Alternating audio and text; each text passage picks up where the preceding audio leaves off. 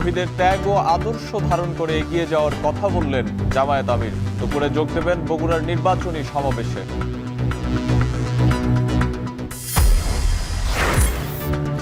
জনগণের ভাগ্য পাল্টাতে ধানের শীষে ভোট দেওয়ার আহ্বান তারেক রহমানের। ঢাকায় নিজ আসনে নির্বাচনী জনসভা। সন্ধ্যায় যাবেন চট্টগ্রামে। ঝুঁকিপূর্ণ ভোট কেন্দ্রে মাত্র 25,000 বডি ক্যাম্প পাচ্ছে পুলিশ। অনলাইনে নজরদারি সম্ভব 15,000-এর। সব কেন্দ্র আওতায় আনার তাগিদ। সত্যিকারের সুষ্ঠু নির্বাচন করতে চায় তাহলে তাদের এমন ব্যবহার করতে হবে যাতে এই আস্থাটা মানুষ রাখতে পারে নির্বাচন কমিশনের উপরে।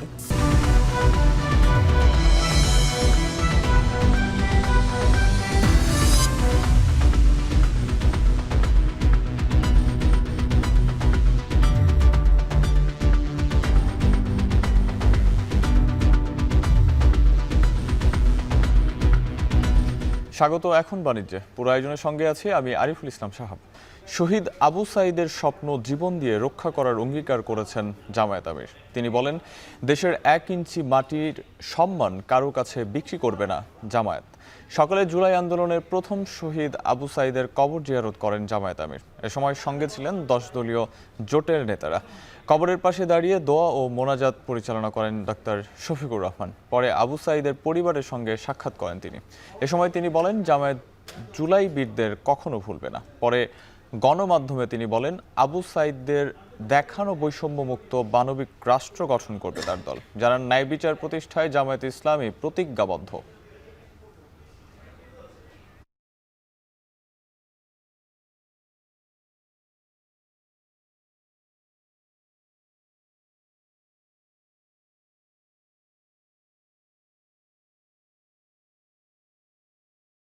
আপনারা ভালোবাসা দিয়ে এই শহীদ পরিবারকে ভালোবাসা দিয়ে আমাদেরকে এখানে গ্রহণ করেছেন। আল্লাহ তাআলা এই পরিবারের এবং তাদের উসিলায় এই এলাকার সমস্ত মানুষের মর্যাদা বৃদ্ধি করে দেন। আমরা অঙ্গীকার ব্যক্ত করছি,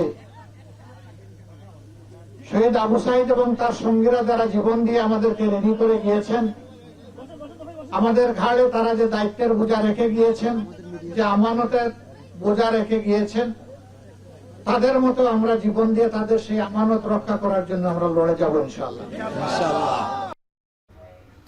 2 দিনের উত্তরাঞ্চল সফরের দ্বিতীয় দিনে বগুড়ায় যাচ্ছেন জামায়াতের আমির ডাক্তার শফিকুর রহমান। দুপুরে শহরের আলতাফুন্নেসা মাঠে আয়োজিত জনসভায় বক্তব্য রাখবেন তিনি। এ নিয়ে আরও জানাতে সেখান থেকে যুক্ত হচ্ছেন রাজীব সেলিম। রাজীব, জনসভায় নেতাকর্মীদের উপস্থিতি কেমন দেখছেন, বিস্তারিত জানাবেন।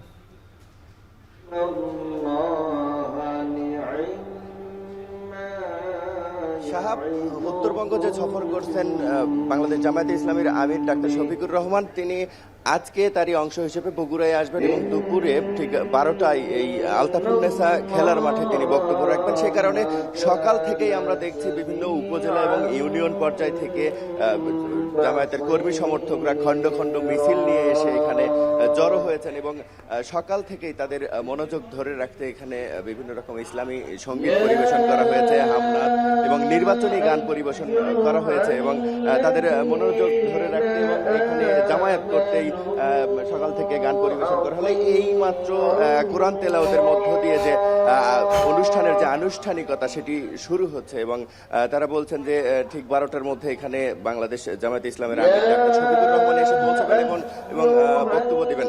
আর জামায়াতে ইসলামের যে প্রার্থীরা রয়েছে, বগুড়ার 7টি আসনে যে প্রার্থীরা রয়েছে, তারা 2 দিন ধরেই নির্বাচনী প্রচারণা চালিয়ে যাচ্ছেন, ভোটারদের কাছে যাচ্ছেন, বিভিন্ন রকম ইশতেহার নিয়ে যাচ্ছেন। উপজেলা ভিত্তিক যে আসন ভিত্তিক যে সাধারণ মানুষের চাওয়া, সেই চাওয়াগুলো পূরণে তারা প্রতিশ্রুতি দিচ্ছেন এবং আজকে তারা বলছেন যে বাংলাদেশ জামায়াতে ইসলামের আমির এখানে আসবেন এবং তার বক্তব্য শুনবেন সাধারণ মানুষ এবং এখানকার মানুষের যে চাওয়া, যে প্রত্যাশাগুলো রয়েছে সেগুলো প্রতিশ্রুতি দেবেন পূরণের জন্য এবং তাতে করে তাদের নির্বাচনী মাঠ আরো অনেকটাই গুছিয়ে যাবে, এমন কথা বলছিলেন বাংলাদেশ জামায়াতে ইসলামের যারা এখানে নেতাকর্মীরা রয়েছেন। তারা এখানে বগুড়ার 12টি উপজেলা থেকে সব নেতাকর্মীরা এসেছেন। এখন পর্যন্ত মাঠের অর্ধেকটা ভরে গেছে। জামায়াতে ইসলামীর যারা নেতাকর্মী রয়েছেন তারা বলছেন যে এখানে এই মাঠ পরিপূর্ণ হয়ে যাবে তাদের কর্মী সমর্থকদেরকে নিয়ে।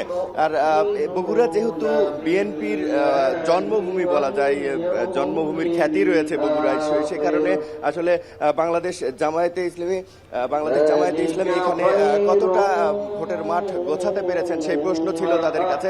তারা বলছেন যে 24 পরবর্তী গণ অভ্যুত্থানে ভোটের সমীকরণ অনেকটাই আলাদা হবে, সে কারণেই তারা ভোটের মাঠে দৌড়ঝাঁপ শুরু করেছেন। এই ছিল আমার কাছে বগুড়া থেকে জামায়াতে ইসলামীর এই অনুষ্ঠানের সবশেষ খবর। সাহাব, ক্ষমতায় গেলে ভাসানটেকের বস্তিবাসীদের পুনর্বাসন সহ দেশব্যাপী কর্মসংস্থানের প্রতিশ্রুতি দিলেন বিএনপি চেয়ারম্যান তারেক রহমান।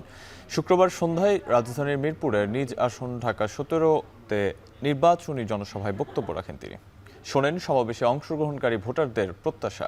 শুক্রবার সন্ধ্যা 6:30টায় স্ত্রী ডাক্তার জোবাইদা রহমানকে সঙ্গে নিয়ে মঞ্চে ওঠেন তারেক রহমান। এ সময় অভিনব কায়দায় কয়েকজন ভোটারকে ডেকে নেন তিনি। তাদের মুখেই শোনেন দীর্ঘদিনের দুঃসহ যন্ত্রণা ও প্রত্যাশার কথা। এরপর তিনি বস্তিবাসীদের পুনর্বাসন ও কর্মসংস্থানের প্রতিশ্রুতি দেন। পাশাপাশি ঘরে ঘরে ফ্যামিলি কার্ড ও কৃষি কার্ড পৌঁছে দেওয়ার কথাও জানান। এ সময় জনগণের ভোটে নির্বাচিতরাই জনগণের ভাগ্য পরিবর্তন করতে পারে উল্লেখ করে ধানের শীষকে বিজয়ী করার আহ্বান জানান তারেক রহমান।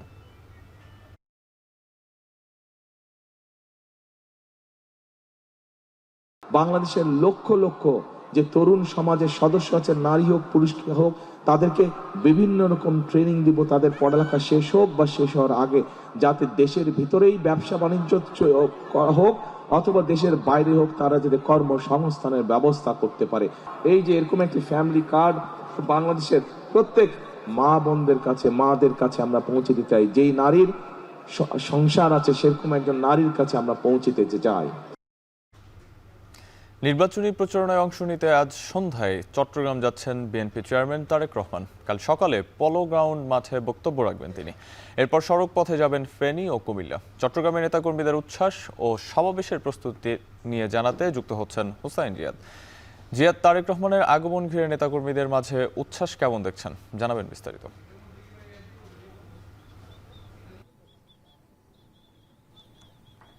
সাহাব, 2005 সালে মেয়র নির্বাচনের সময় সবশেষ চট্টগ্রাম এসেছিলেন তারেক রহমান। তারপর দীর্ঘ 20 বছর পেরিয়েছে এবং 20 বছর পর আবারও তিনি চট্টগ্রাম আসছেন। খুব স্বাভাবিক যে যারা তরুণ নেতাকর্মী কিংবা যুবক তারা কিন্তু তারেক রহমানকে স্বচক্ষে এবারই প্রথম দেখবেন।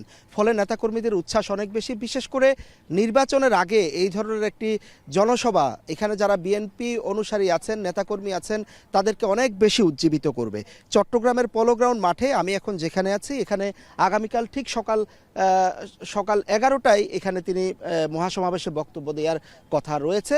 আজ কিন্তু সন্ধ্যা 7:30টার দিকে তিনি চট্টগ্রাম বিমানবন্দর আসবেন এবং এরপর চট্টগ্রামের রেডিসন ব্লু হোটেলে তিনি বিএনপি নেতাকর্মীদের সাথে রাতেই বৈঠক করবেন। আগামীকাল সকালে এখানে শিক্ষার্থীদের সাথে রেডিসন ব্লু হোটেলে একটি বৈঠক রয়েছে এবং এর পরপরই তিনি এখানে নির্বাচনী মহাসমাবেশে বক্তব্য দিবেন। এবং আজকে কয়েকদিন ধরে আসলে প্রস্তুতি চলছে পুরো চট্টগ্রামে এবং এই মুহূর্তে একেবারে শেষ সময়ের প্রস্তুতি যেটি বলা চলে। মঞ্চ তৈরি থেকে শুরু করে মাইক লাগানো, মাঠের আশেপাশে প্রায় 1-1.5 কিলোমিটার এলাকা জুড়ে মাইক লাগানো হচ্ছে এবং এর পাশাপাশি আমরা দেখছি যে শুধু এই পলো গ্রাউন্ড মাঠ নয়, তার আশেপাশে যে সিআরবি এলাকা, টাইগার পাস, দেয়ানহাট, পুরো এলাকা জুড়ে আসলে মানুষ হবে এবং বিএনপির পক্ষ থেকে বলা হচ্ছে যে অন্তত 10 থেকে 15 লাখ মানুষের একটি সমাগম তারা হবে, শুধুমাত্র বিএনপি নেতাকর্মী কিংবা অনুসারী নয়। এবং তারা বলছিলেন যে এই সমাবেশকে ঘিরে সাধারণ মানুষের একটি জনসভায় পরিণত হবে, যেহেতু তিনি চট্টগ্রাম আসবেন এবং তিনি বলেছিলেন যে চট্টগ্রাম নিয়ে তার একটি আলাদা পরিকল্পনা রয়েছে, সেই পরিকল্পনার কথা তুলে ধরবেন, প্রতিশ্রুতির কথা আসলে বলবেন।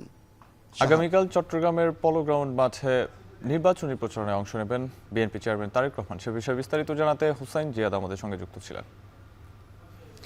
তারেক রহমানের নির্বাচনী আচরণবিধি নিয়ে এনসিপির অভিযোগ সম্পূর্ণ মিথ্যা, এটা পরিকল্পিত প্রোপাগান্ডার অংশ, এমন মন্তব্য করেছেন বিএনপির সিনিয়র যুগ্ম মহাসচিব রুহুল কবির রিজভী।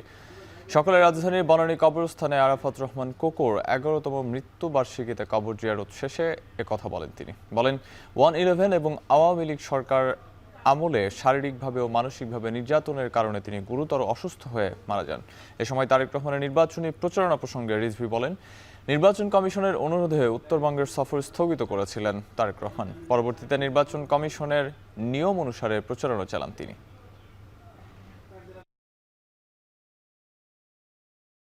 জনাব তারেক রহমান তিনি তার যে ডিসেন্ট কথাবার্তা, তার যে চমৎকার বক্তব্য এবং জনগণের সাথে সম্পর্কিত এবং জনগণের সাথে মিথস্ক্রিয়ার মাধ্যমে তার বক্তব্য যে আজকে প্রশংসিত হচ্ছে, তার নেতৃত্ব যে আজকে সারা দেশের মানুষের কাছে গ্রহণযোগ্য, এটিকে মেলাইন করার জন্য, এটি জনগণের কাছে বিভ্রান্তি তৈরি করার জন্য কথা বলা হচ্ছে। প্রচারণা শুরু হতে না হতেই টান টান উত্তেজনা নির্বাচনের মাঠে। লড়াই যতই ঘনাচ্ছে বাড়ছে প্রার্থীদের দৌড়ঝাঁপ। সকাল সন্ধ্যা বিরামহীনভাবেই ভোটারদের দুয়ারে দুয়ারে ছুটে যাচ্ছেন প্রার্থীরা। প্রচারণার খবর জানাতে যুক্ত হচ্ছেন সহকর্মী সাব্বির রোজ। এখন পর্যন্ত সকাল থেকে নির্বাচনী প্রচারণায় নেতাকর্মীদের যেই প্রতিক্রিয়া বা নেতাকর্মীদের যে দৌড়ঝাঁপ সে বিষয়ে সেটা কেমন দেখছেন, এবং একই সঙ্গে যারা ভোটার তাদের উচ্ছ্বাসটা কেমন দেখছেন, জানাবেন বিস্তারিত।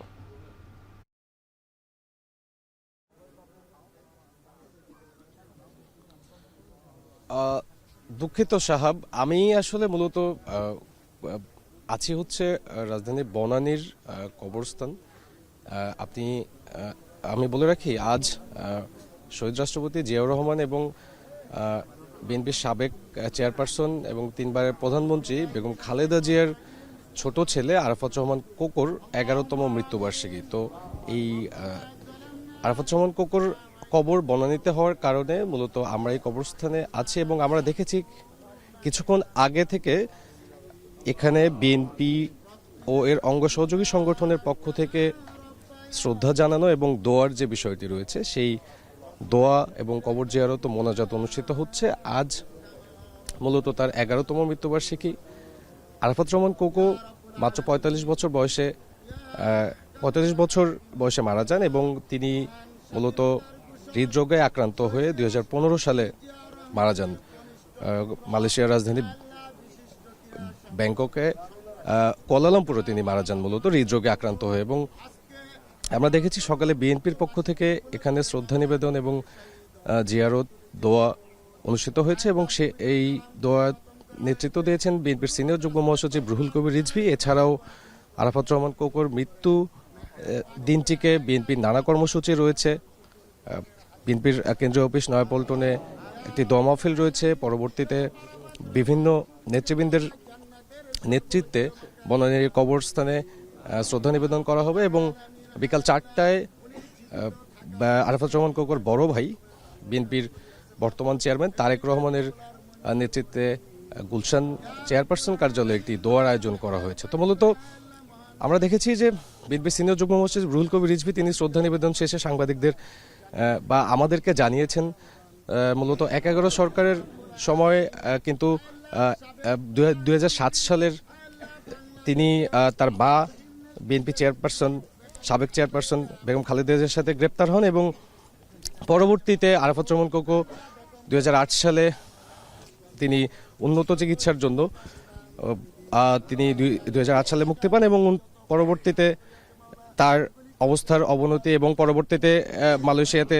চিকিৎসার জন্য যান। এবং দলীয় নেতাকর্মীরা আজকের দিনটিকে মূলত এই আরাফাত রহমান কোকোর কবর জিয়ারত এবং তার জন্য দোয়া এই ধরনের কর্মসূচি রাখছেন। এবং আমরা দেখছি যে এখন পর্যন্ত বিভিন্ন শ্রেণী পেশার মানুষও আসছেন বনানী কবরস্থানে আরাফাত রহমান কোকোর কবর জিয়ারত শ্রদ্ধা জানাতে। তো এই ছিল আমার কাছে এখান থেকে সর্বশেষ। আরাফাত রহমান কোকোর মৃত্যুবার্ষিকীতে বনানী কবরস্থান থেকে তার কবর জিয়ারত ও দোয়া মাহফিল শেষে বিএনপি তাদের যে নিয়মিত নির্বাচনী প্রচারণা সেটা শুরু করবে। বিস্তারিত জানাতে আমাদের সঙ্গে যুক্ত ছিলেন সাব্বির রোজ।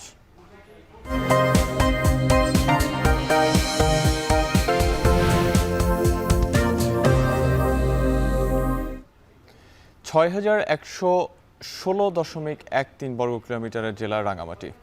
10 উপজেলা, 50টি ইউনিয়ন ও 2 পৌরসভা নিয়ে গঠিত দেশের 299 নম্বর সংসদীয় আসন। এই জেলার একটি আসনে প্রতিদ্বন্দ্বিতা করছেন বিভিন্ন দলের 7 জন প্রার্থী। নির্বাচিত প্রতিনিধিদের কাছ থেকে সংঘাতমুক্ত পাহাড়ি জনপদ চায় এই অঞ্চলের ভোটাররা। এ নিয়ে বিস্তারিত জানাতে রাঙামাটি থেকে যুক্ত হচ্ছেন জিয়াউর রহমান জুয়েল। রাঙামাটিতে ভোটারদের প্রত্যাশা পূরণে কি বলছেন প্রার্থীরা, আর ভোটারদের চাহিদাই বা কেমন, জানাবেন।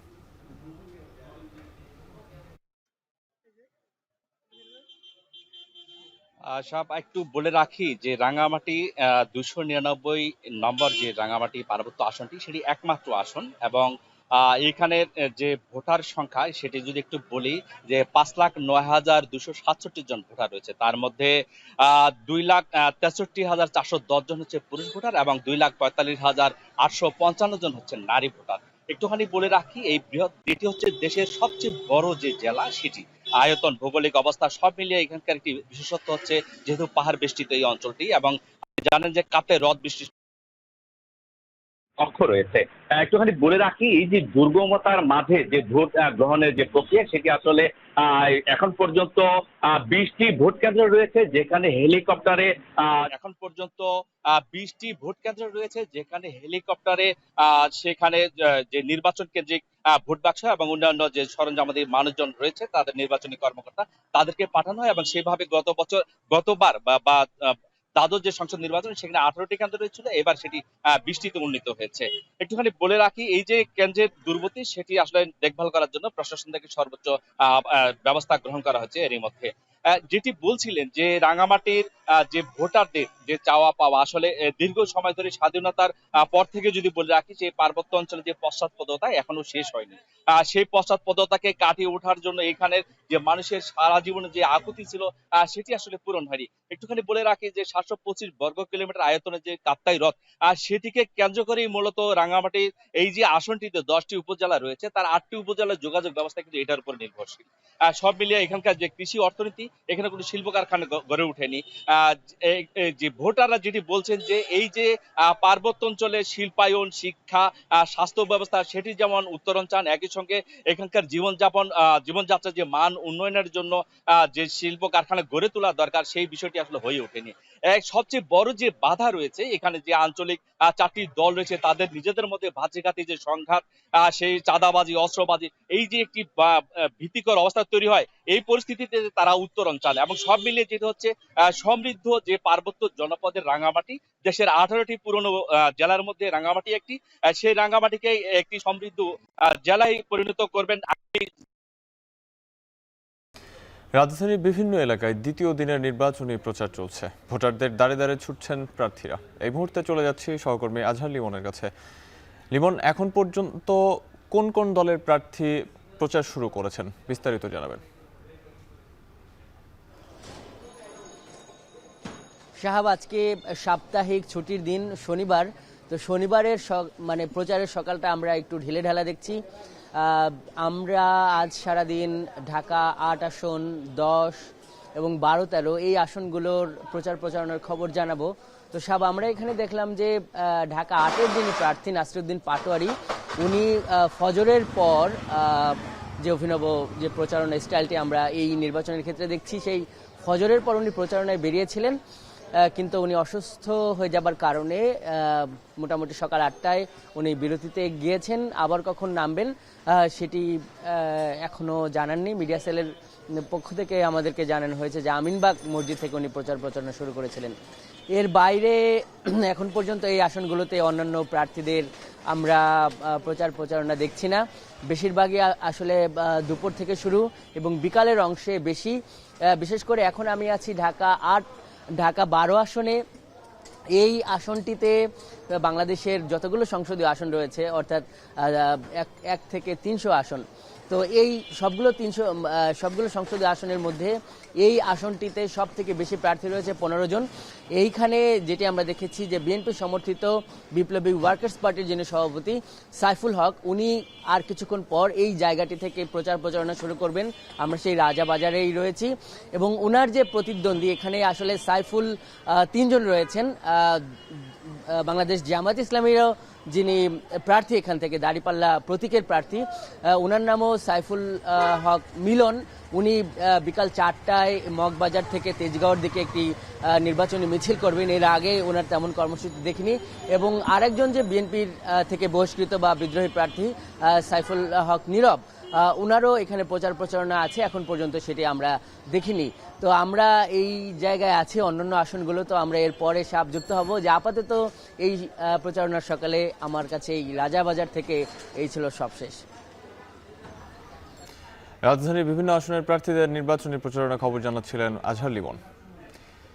দেশের উন্নয়নের প্রতিশ্রুতি নিয়ে জনগণের কাছে যাচ্ছেন প্রার্থীরা, শুনছেন ভোটারদের নানা সমস্যার কথা, আশ্বাস দিচ্ছেন জয়ী হলে করবেন সমাধান। নারায়ণগঞ্জ থেকে নির্বাচনের প্রস্তুতির তথ্য জানাতে যুক্ত হচ্ছেন সহকর্মী মেহরাব সুমন। নারায়ণগঞ্জে কোন কোন প্রার্থী এখন পর্যন্ত নির্বাচনী প্রচারণা শুরু করেছেন, আর ভোটারদের প্রতিক্রিয়া কি? তারা আসলে কি ধরনের প্রার্থীদেরকে বা কোন ধরনের প্রার্থীদেরকে ভোট দিতে চান, বিস্তারিত জানাবেন।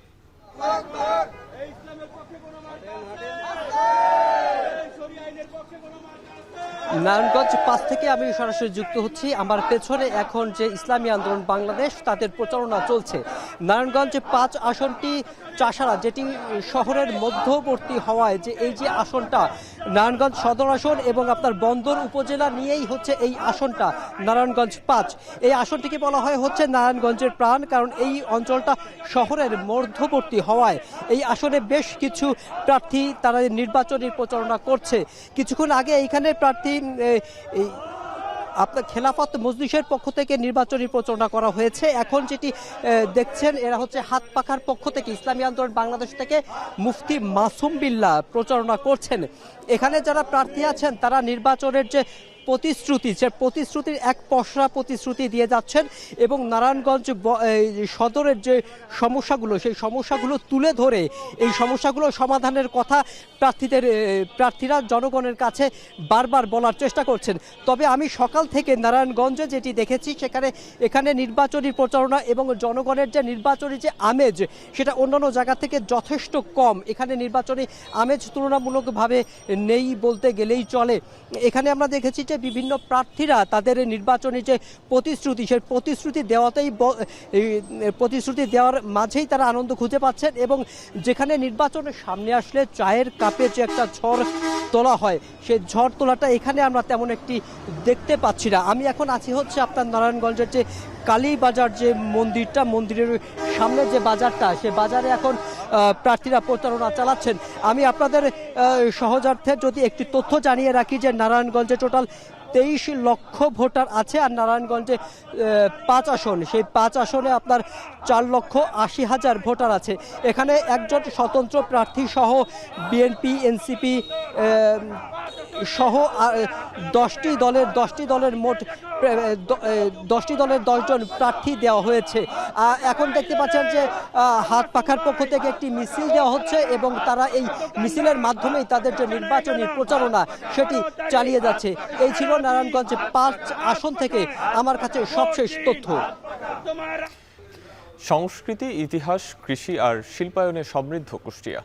নির্বাচন ঘিরে এবার দিন বদলের প্রত্যাশায় জেলার নারীরা। তারা সহিংসতামুক্ত পরিবেশ, কর্মসংস্থান আর নিরাপত্তার নিশ্চয়তার পাশাপাশি চান উন্নয়নমুখী নেতৃত্ব। কুষ্টিয়া থেকে মেজবাউদ্দিন পলাশের প্রতিবেদন।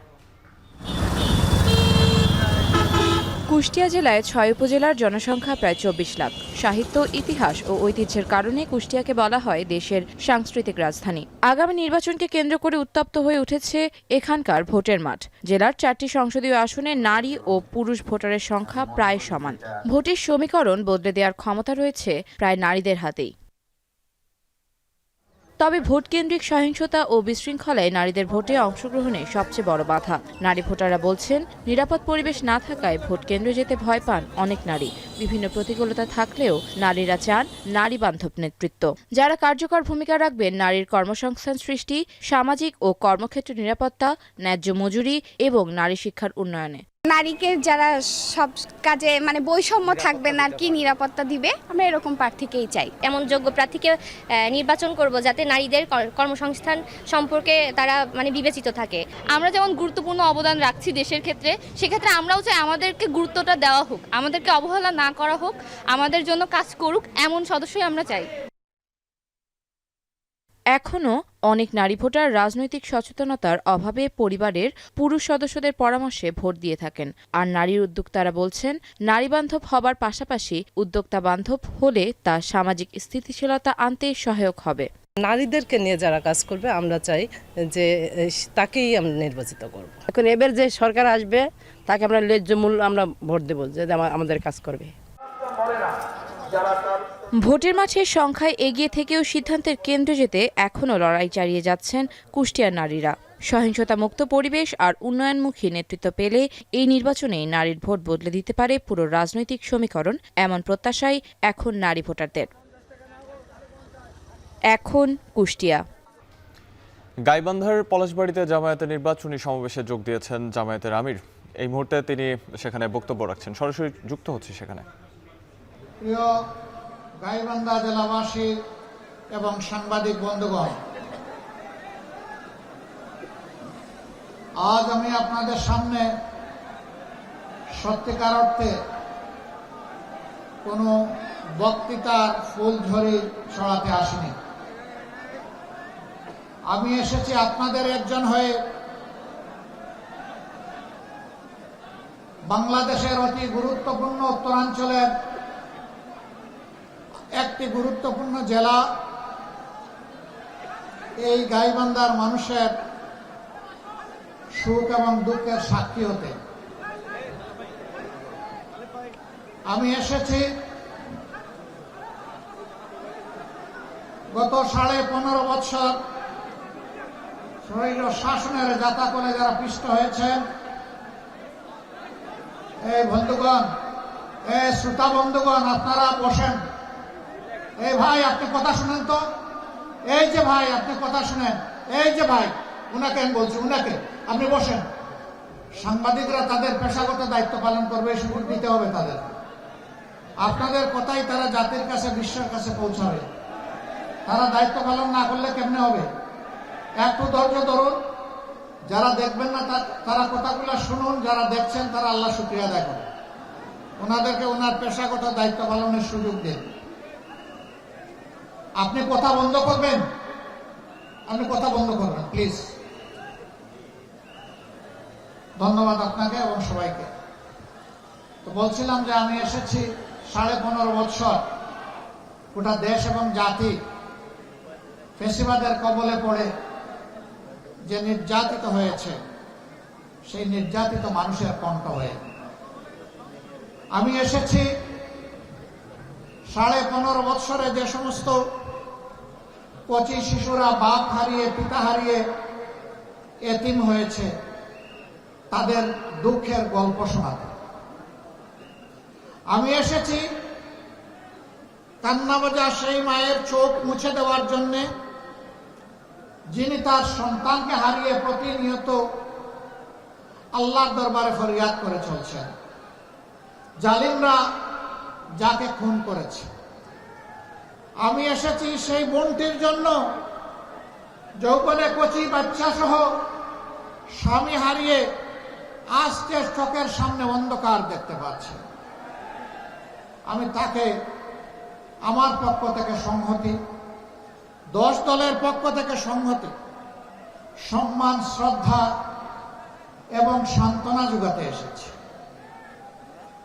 আমি এসেছি সেই সমস্ত মজলুম মানুষের জন্য।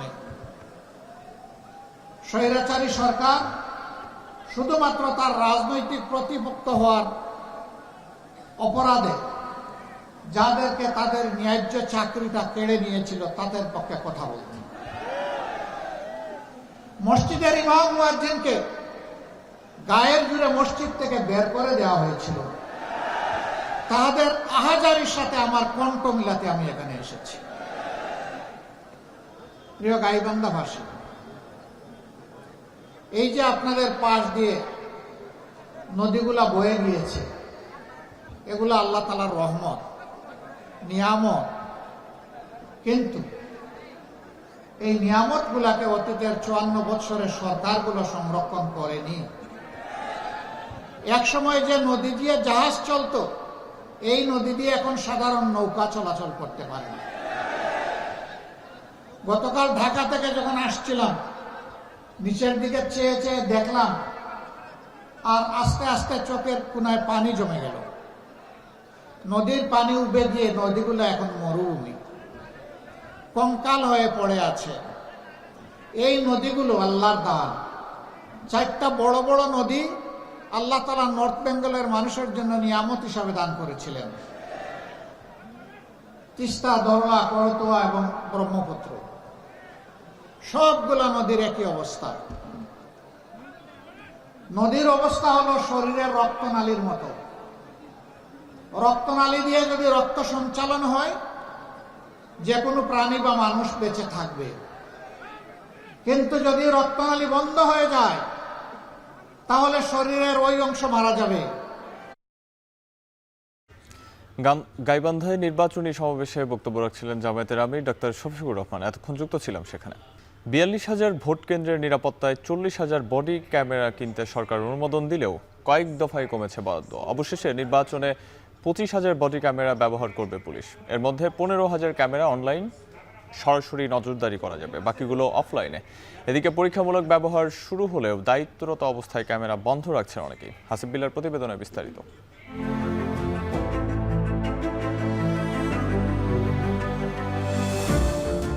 প্রযুক্তির ছোঁয়ায় বদলে যাচ্ছে অপরাধ দমনের কৌশল।